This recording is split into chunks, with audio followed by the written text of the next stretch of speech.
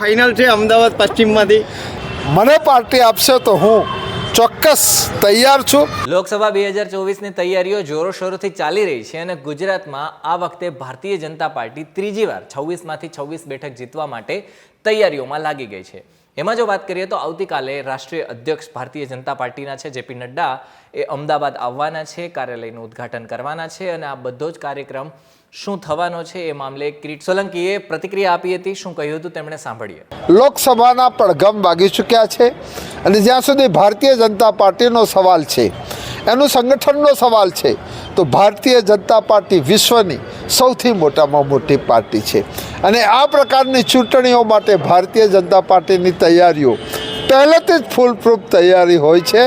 આપ જોઈ રહ્યા છો કે અહીંયા અમદાવાદ પશ્ચિમ સંસદીય ક્ષેત્રના મધ્યસ્થ કાર્યાલયની તૈયારી થઈ ગઈ છે અને આવતીકાલે ભારતીય જનતા પાર્ટીના રાષ્ટ્રીય અધ્યક્ષ જગત પ્રકાશ નડ્ડાજી અમદાવાદ ખાતે આવવાના છે અને તેઓ ગુજરાતની 26 બેઠકોનું ઉદ્ઘાટન આપણા આદરણીય હોમ મિનિસ્ટર શ્રી અમિતભાઈ સાહેબ ગાંધીનગર સંસદીય ક્ષેત્રના મધ્યસ્થ કાર્યાલયથી એનું ઉદ્ઘાટન કરશે અને વર્ચ્યુઅલી LED થકી 25 લોકસભા એનાથી ઉદ્ઘાટન થકી જોડાવાની છે.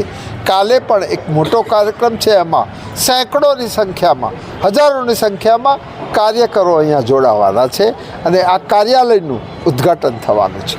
આવનારા લોકસભાના ઇલેક્શનમાં તમે જાહેર જનતાને વિશે શું અભિપ્રાય માગો? મને લાગે છે કે હું 3 લોકસભા લડેલો છું અને છેલ્લી બંને લોકસભાની ગુજરાતની વાત કરીએ તો ગુજરાતની 26 બેઠકો પ્રજાએ ભારતીય જનતા પાર્ટીને આશીર્વાદ આપીને ભારતીય જનતા પાર્ટીની જોડીમાં મૂકી છે. એટલે આપણે 26માં 27 બેઠક કદાચ નહીં આપણે કરી શકીએ, પરંતુ પ્રજાનો મિજાજ જોતો રામ મંદિરને બધું થતાં હું એટલું ભવિષ્ય ભાંકી શકું છું કે ગુજરાતની 26 બેઠક ઓછામાં ઓછી 5 લાખના લીડ સાથે 26 બેઠક એ ભારતીય જનતા પાર્ટીને જીતાડશે એવો અત્યારે પ્રજામાં છે. ને જ્યાં સુધી દેશનો સવાલ છે ત્યાં સુધી ગઈ વખતે મોદી સાહેબના નેતૃત્વમાં લોકસભામાં 303 બેઠક જીતીને ભારતીય જનતા પાર્ટી સત્તામાં આવી હતી.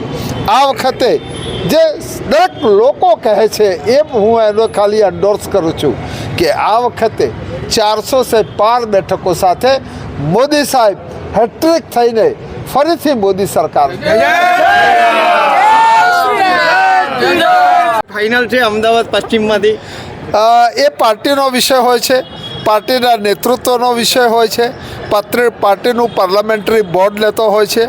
હું ભારતીય જનતા પાર્ટીનો હૃદયથી ખૂબ આભાર માનું છું કે મારા જેવા એક સામાન્ય વ્યક્તિને 3 વખતે દેશની સર્વોચ્ચ પંચાયતમાં ચૂંટવાનો મને અવસર આપ્યો છે, મને પાર્લામેન્ટરી કમિટીનો ચેરમેન બનાવ્યો છે અને લોકસભાના સંચાલનમાં મને સ્પીકર તરીકે યોગદાન આપવાનો અવસર મળ્યો છે.